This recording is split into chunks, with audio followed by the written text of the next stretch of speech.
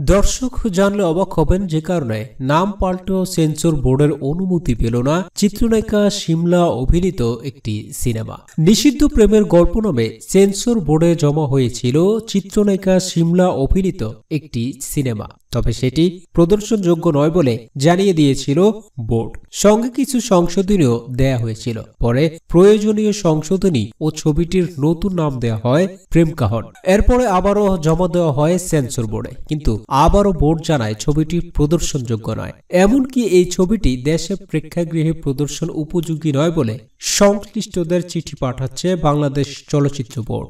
Sensor বোর্ডের vice chairman Mohammad Jasimuddin গণমাধ্যমকে এই বিষয়টি নিশ্চিত করেন। জানা যায় 2014 সালে একটি সত্য ঘটনা অবলম্বনে নির্মিত হওয়া প্রেম কাহন সিনেমাটি নির্মাণ করেন রুবেল আরশ। সিনেমার প্রধান দুই চরিত্রে অভিনয় করেছেন ম্যাডাম ফুলি খ্যাত ও জাতীয় পুরস্কার প্রাপ্ত অভিনেত্রী শিমলা এবং ঘেটুপুত্র কমলা খ্যাত অভিনেতা মামুন। সিনেমায় দুই প্রজন্মের নরনারীর পরস্পরের প্রতি প্রেমের কাহিনী দেখানো হয়েছে।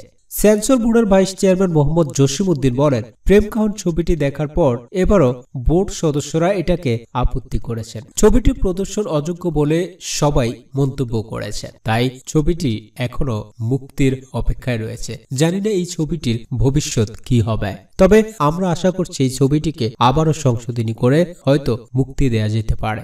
দর্শক, ধন্যবাদ নিউজটি দেখার জন্য। নিউজটি নিয়ে আপনার মূল্যবান মতামতগুলো কমেন্টস করে জানিয়ে দিতে ভুলবেন।